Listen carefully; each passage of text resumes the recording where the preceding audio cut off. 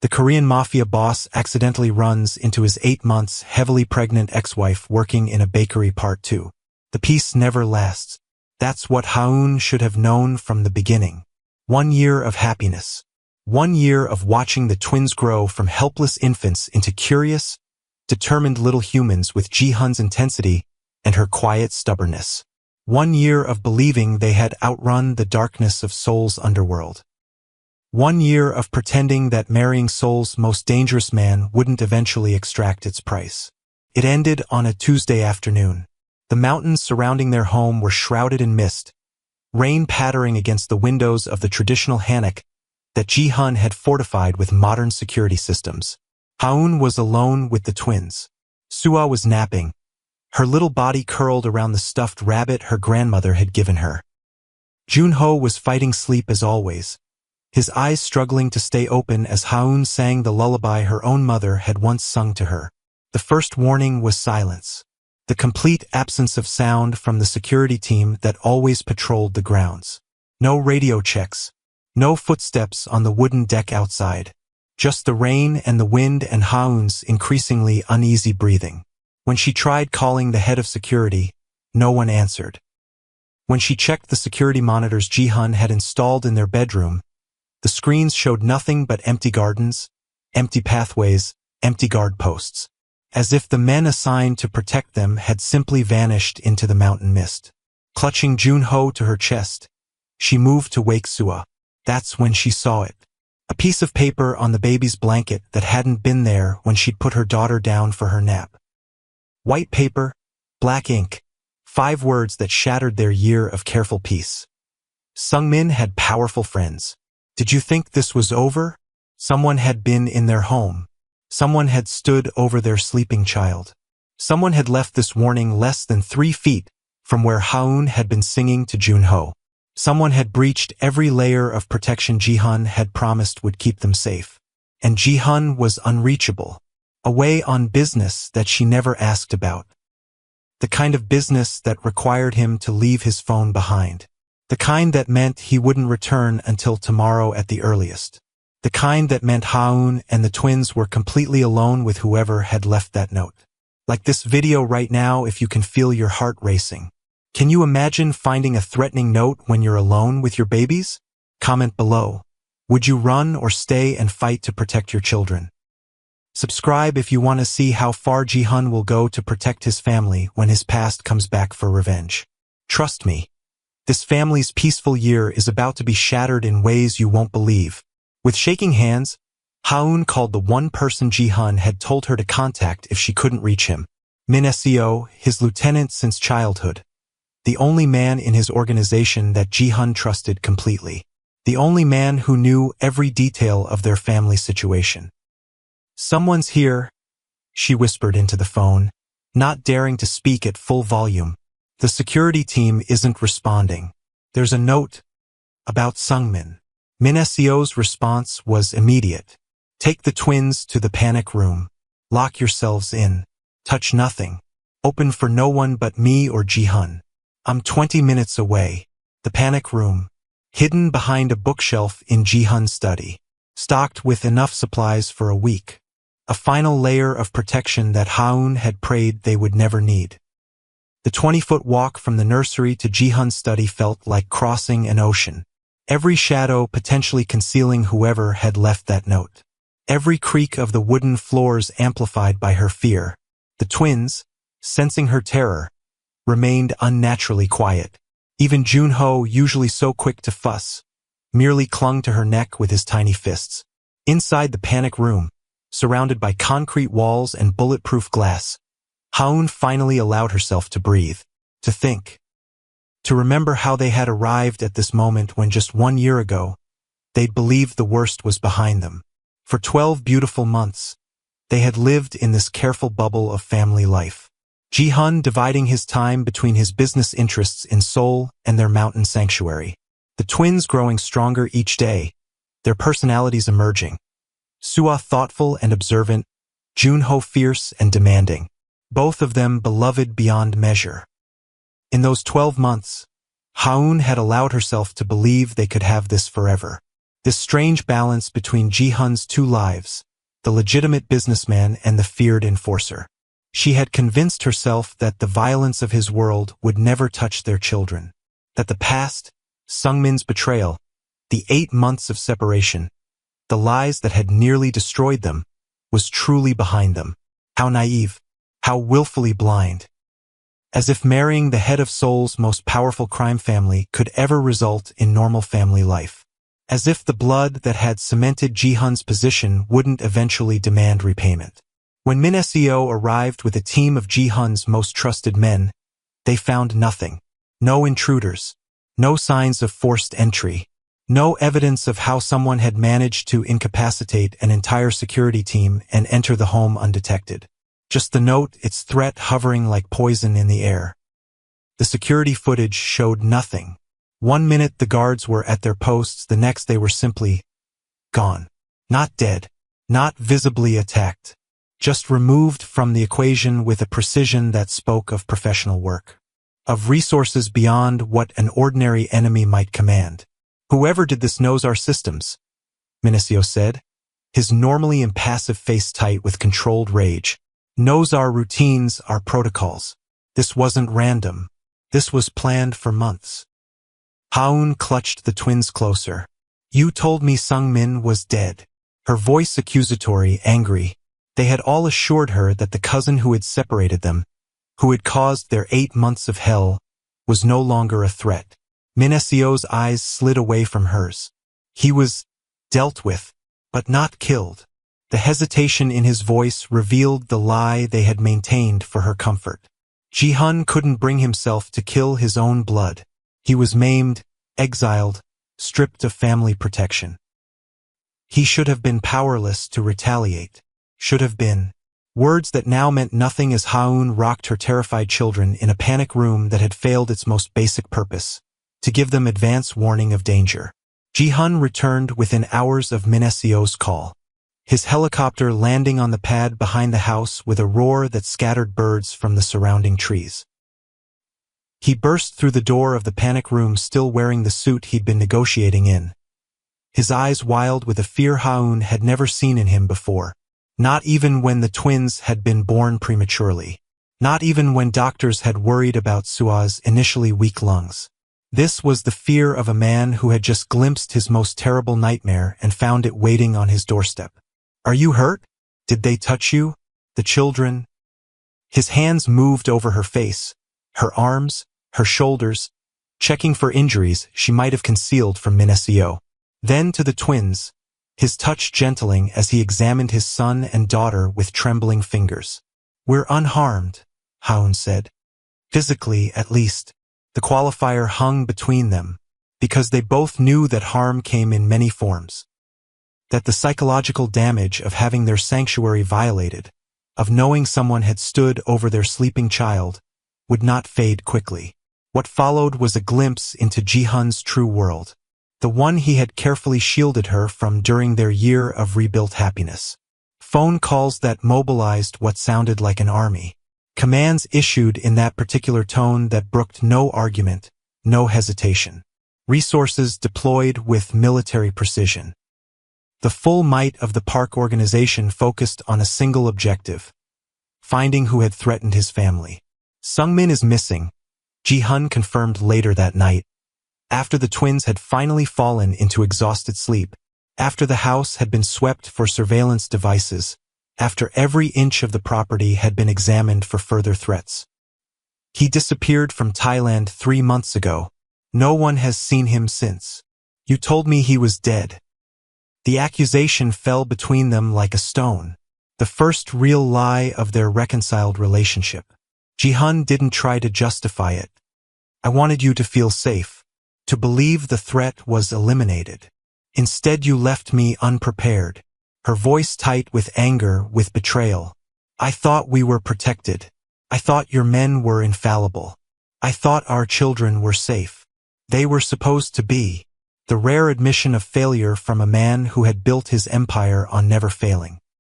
This level of infiltration, it goes beyond what Sungmin could manage alone.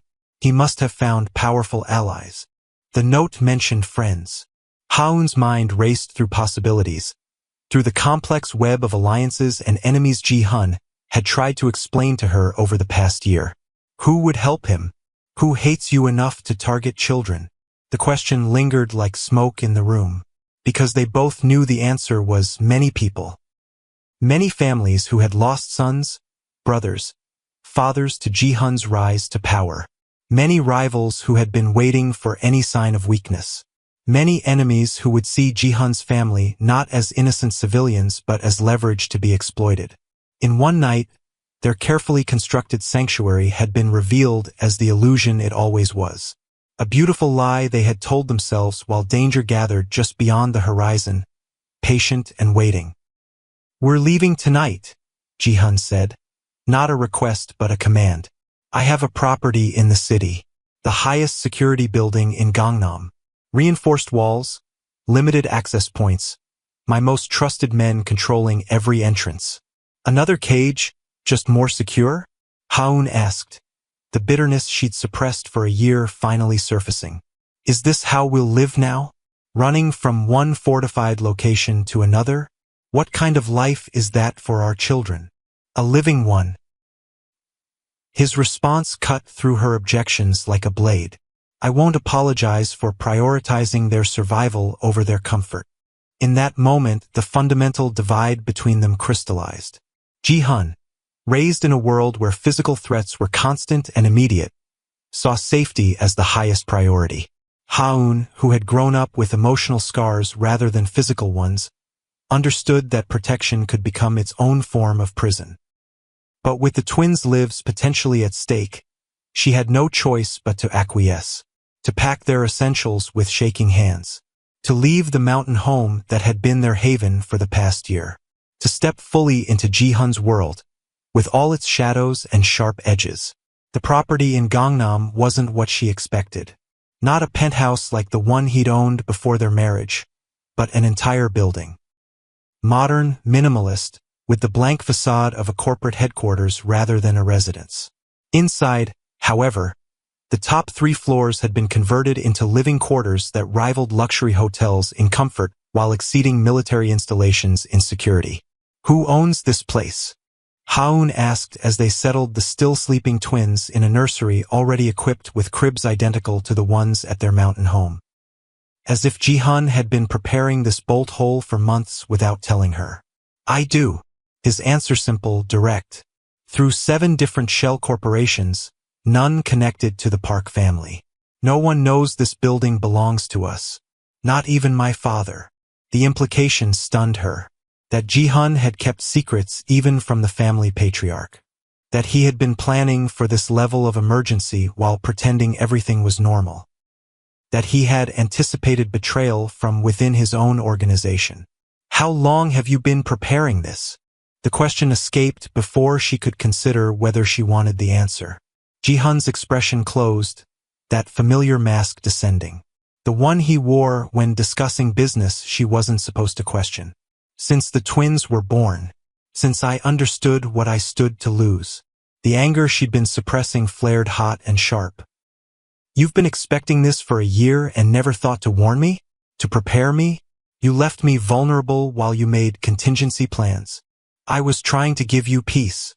His voice rose to match hers, the rare loss of control revealing the strain he was under. "To give you and the twins some semblance of normal life before." He stopped, as if catching himself before revealing too much. "Before what, Ji-hun?" She stepped closer, forcing him to look her in the eyes. "What haven't you told me?" The silence stretched between them, taut as a wire about to snap. Finally, he spoke, each word measured and heavy. "The Park family has enemies. Always has.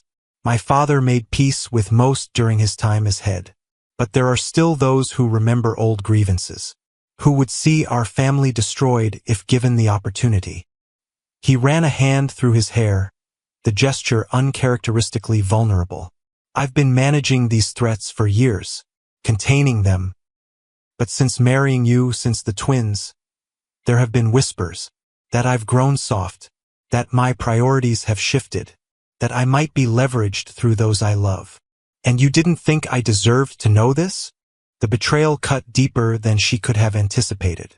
You let me believe we were safe while knowing all along it was temporary? Would it have changed anything? He challenged, his eyes dark with emotion rarely displayed so openly. Would you have raised our children differently if you knew they were born with targets on their backs? Would you have loved me less if you understood the full consequences of being a park?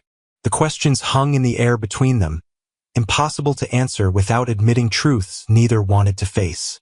That perhaps their love had always been built on selective blindness. That Haun had chosen to ignore the darker aspects of Ji-hun's world, just as he had chosen to shield her from its full reality. Their argument was interrupted by Minseo's arrival, his face grave with news that couldn't wait until morning. We've identified who helped Sungmin, he said without preamble. The Hong family, their resources, their people, their technology. The name hit Ji-hun like a physical blow. Haun saw it in the sudden tension in his shoulders, in the way his hand instinctively moved to where he usually carried his gun. You're certain? His voice had changed, become the cold, controlled tone she recognized from business calls, from moments when decisions about life and death were being made. Minesio nodded once. We captured one of the men who breached the security system. He confessed after persuasion. Haun didn't ask what form that persuasion had taken. Some questions were better left unasked in Ji-hun's world. Who are the Hongs? She asked instead, needing to understand the enemy who had violated their home, who had threatened their children. Ji-hun exchanged a look with Minesio before answering. Old money. Very old. They control shipping routes throughout Asia. Legitimate business on the surface, but their real power comes from what moves through those shipping containers unregistered. Weapons, drugs, people. They were untouchable for decades because they had government protection at the highest levels. Were untouchable? Haun caught the past tense. My father challenged their monopoly 15 years ago. There was conflict. The careful choice of words telling her everything about the nature of that conflict. Eventually, a truce was negotiated, territories divided, agreements made. They've kept to their side of the line, we've kept to ours. Until now, Minesio added. Until they sheltered Sungmin and gave him the resources to retaliate against you personally. The implications were staggering. Not just a disgraced cousin seeking revenge, but a powerful family deliberately breaking a long-standing peace. Supporting an internal threat to the Park family. Targeting not just Ji-hun but his wife and children. This wasn't just danger. This was war. If you're feeling the tension between these two worlds colliding, smash that like button now. Would you choose safety or freedom if you were Haun? Comment below what you would do in her impossible situation. Are you watching from Korea, America, or somewhere else? Let me know in the comments where this story is reaching you. Subscribe right now because the ultimate betrayal is coming, and you won't believe what Ji-hun might have to sacrifice to keep his family safe. The days that followed their move to the Gangnam safe house established a new normal that felt anything but normal to Haun.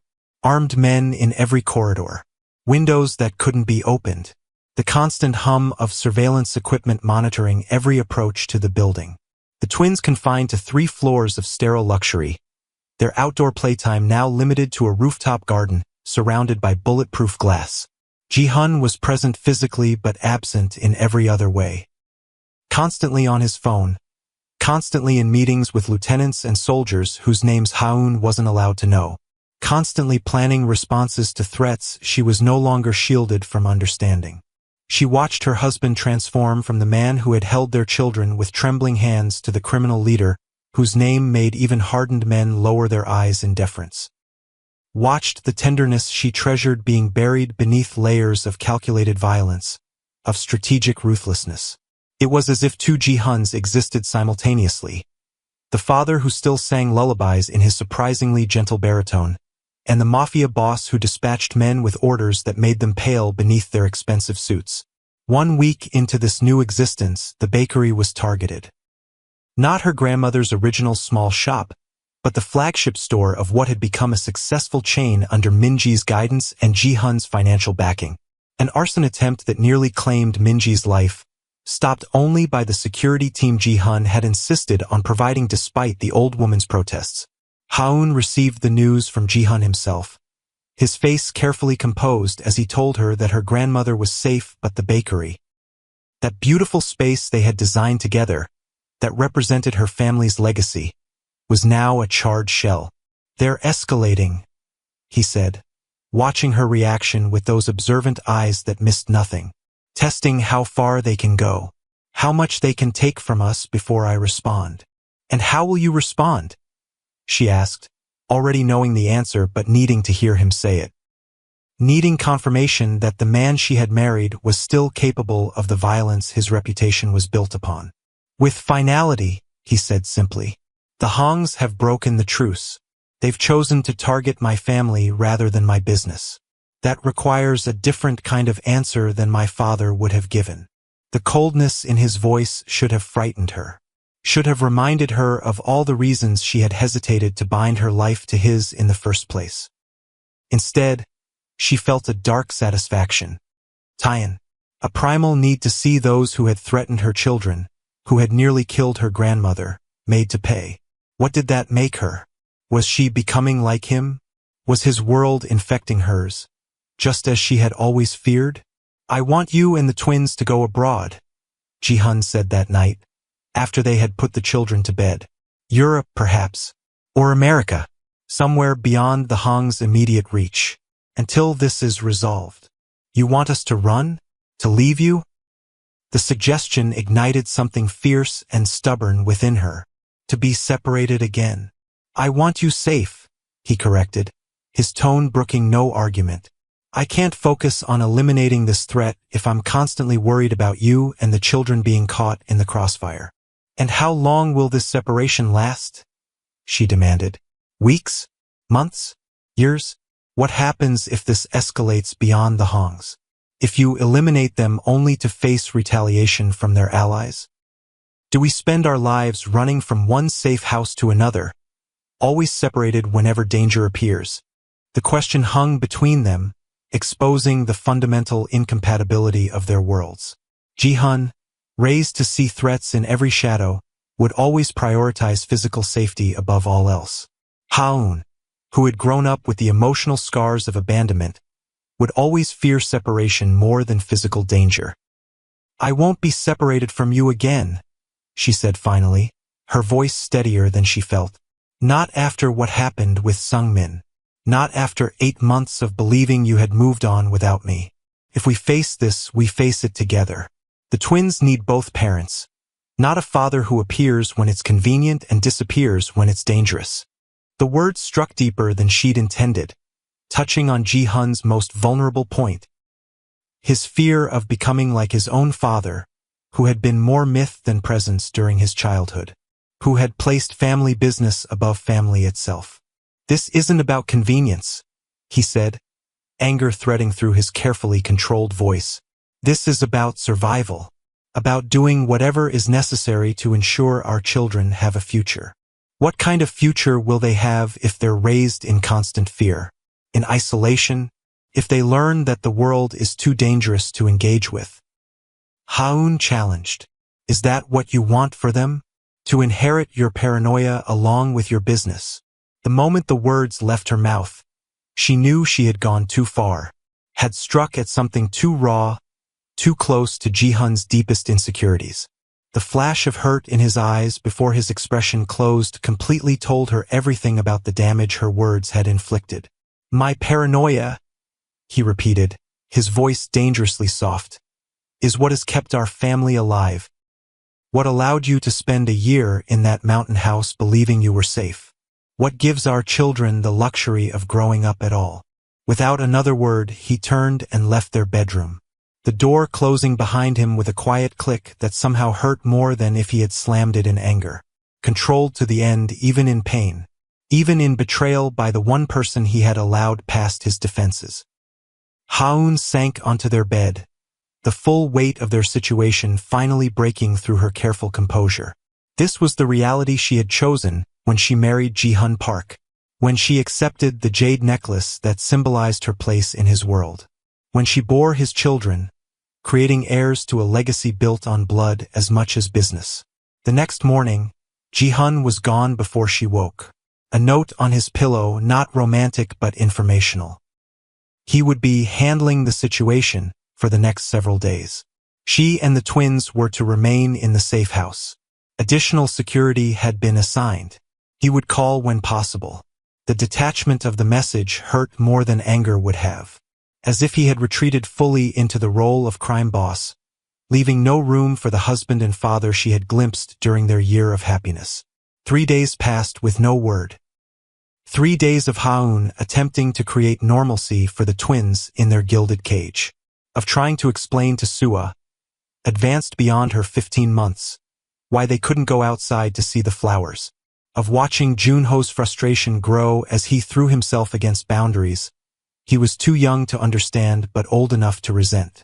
On the 4th day, Ha-eun discovered what Ji-hun had been doing during his absence. Not from him directly, he still hadn't called, but from a news report that appeared on her tablet during her morning coffee. A warehouse explosion in Incheon. 3 buildings destroyed. Casualties estimated at 15, possibly more. The report didn't mention the Park family. Didn't need to. Ha-eun knew with cold certainty that this was Ji-hun's response to the bakery arson. His declaration of open warfare against the Hongs. This was what he had been shielding her from all along. Not just the threats against them, but his own capacity for violence when those he loved were endangered. The ruthlessness that had established his reputation. The willingness to eliminate enemies so completely that others would think twice before crossing him.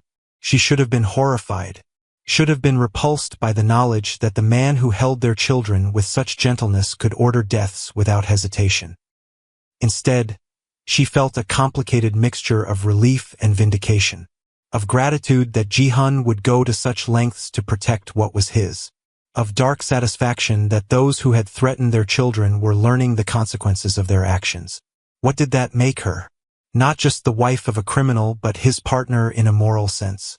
Complicit in violence she would once have condemned without hesitation. Before she could examine these uncomfortable questions further, Min Seo appeared at her door. His expression even more grave than usual, which she wouldn't have thought possible. "You need to come with me," he said without preamble. "Ji-hun has requested your presence." "Where?" she asked, immediately concerned.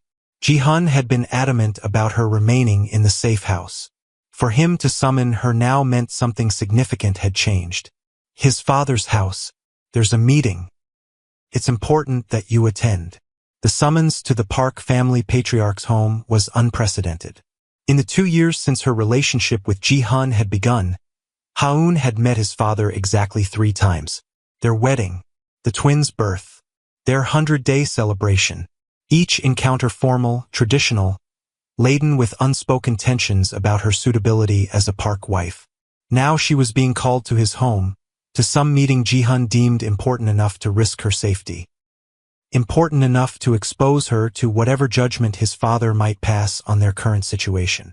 The Park family compound was everything Ha-eun had imagined and nothing like she expected. Traditional Korean architecture surrounded by walls that wouldn't have looked out of place in a medieval fortress. Gardens so perfectly maintained they seemed almost artificial. Security that made their mountain home look unprotected by comparison. Min Seo led her through corridors lined with priceless art, past rooms where men in expensive suits waited with the particular stillness of predators at rest, to a traditional meeting room where Ji-hun stood facing his father across a low table, their postures suggesting an argument interrupted by her arrival.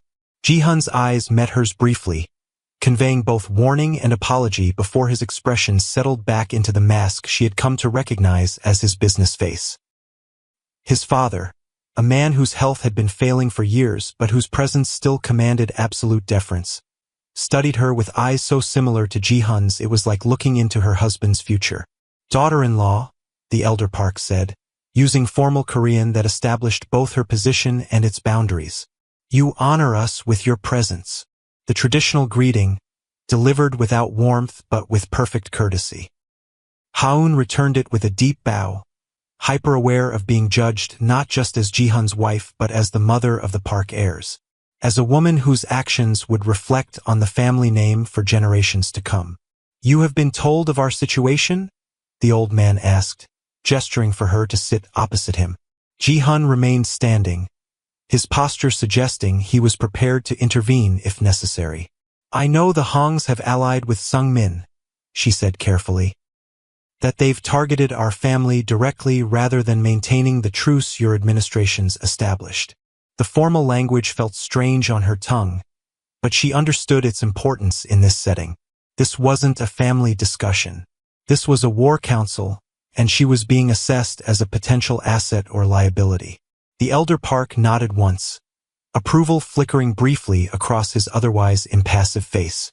"My son believes direct confrontation is our only option. That the Hongs must be eliminated completely to ensure your children's safety." The bluntness of the statement shocked her, though it shouldn't have. This was how decisions were made in the Park family. Directly, without euphemism or pretense. "And you disagree?" she asked, sensing the conflict that had been interrupted by her arrival. "I believe there are always alternatives to total war," the old man said, his gaze shifting to his son. "Particularly when the enemy has resources that could destroy everything we've built over 3 generations. Ji-hun's jaw tightened, the only visible sign of his frustration. "The Hongs targeted my wife and children.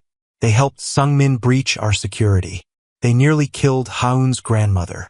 These are not actions that can be negotiated away."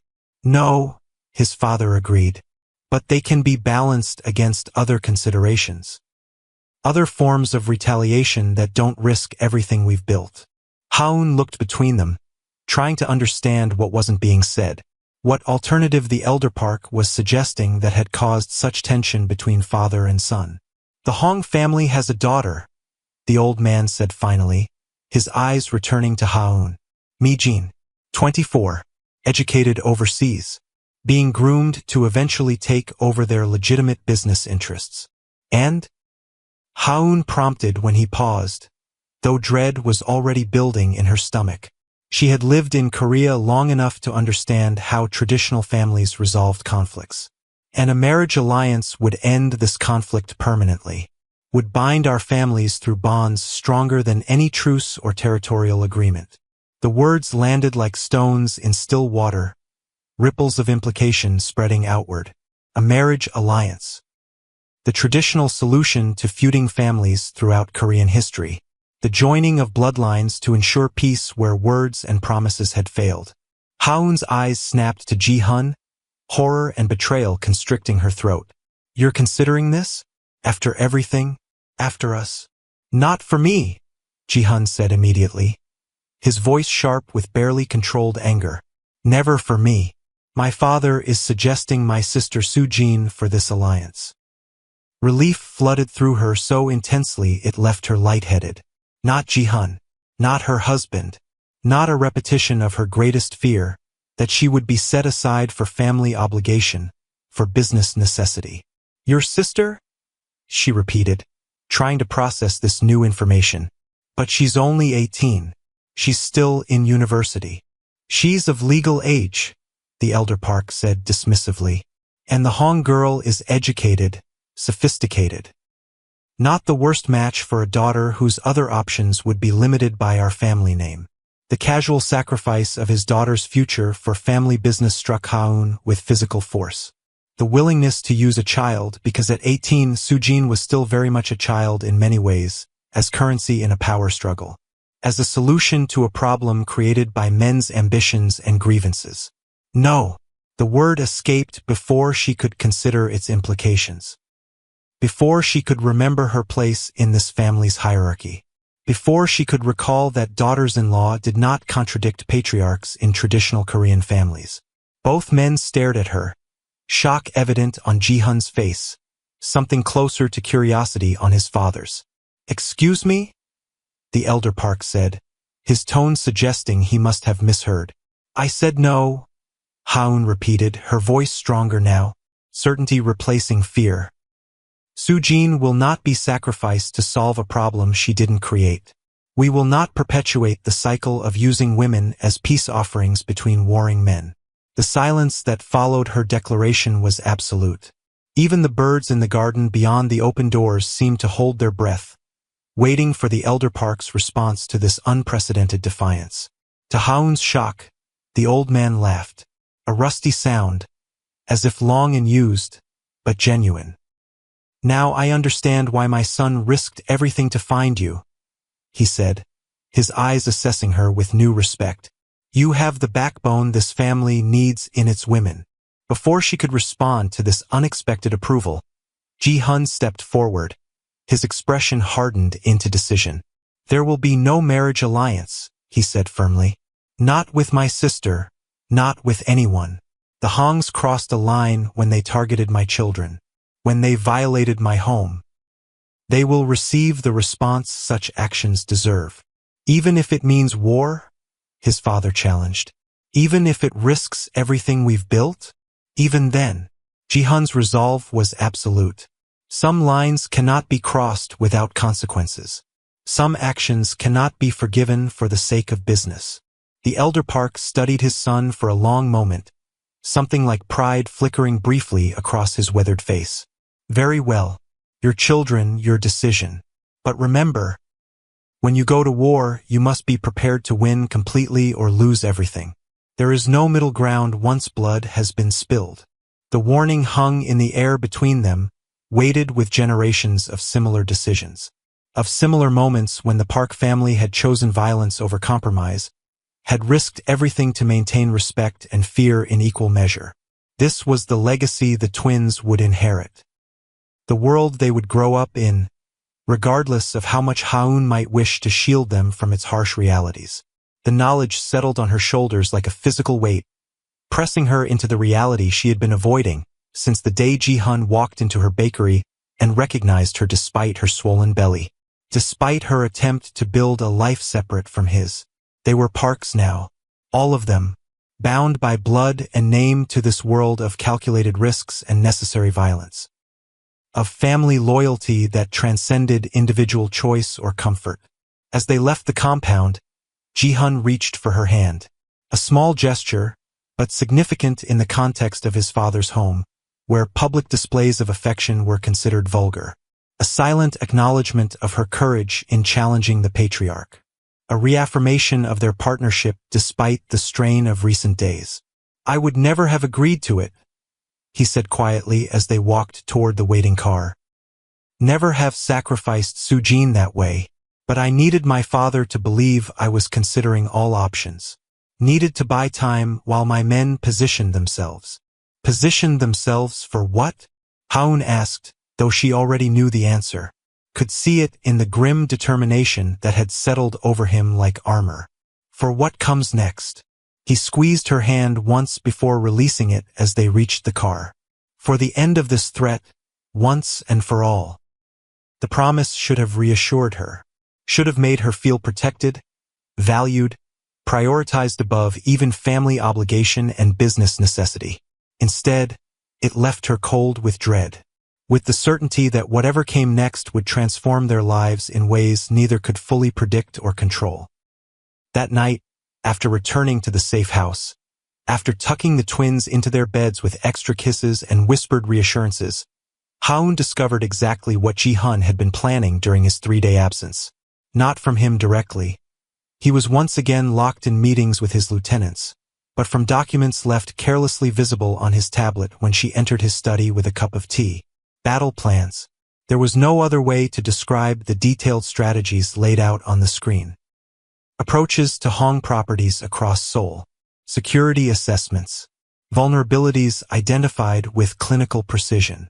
Resources allocated for what could only be described as a coordinated attack on multiple fronts. This wasn't retaliation for specific grievances. This was the complete elimination of a rival family. The kind of action that would leave no survivors, no possibility of future revenge. The kind of violence that would reshape Seoul's criminal landscape for generations to come. And it was scheduled to begin tomorrow night. If you believe love can survive even the darkest challenges, like this video now and share it with someone who needs to believe in second chances. Comment below if you think Haun and Jihan have finally found their balance, or if their world will always be threatened. Are you excited for their new baby announcement? Let me know in the comments. Subscribe and turn on notifications because I'm working on a special story about their twins growing up between two worlds, the legitimate bakery empire and their father's shadowy legacy. Some children inherit businesses. These two will inherit an empire built on both flour and fear.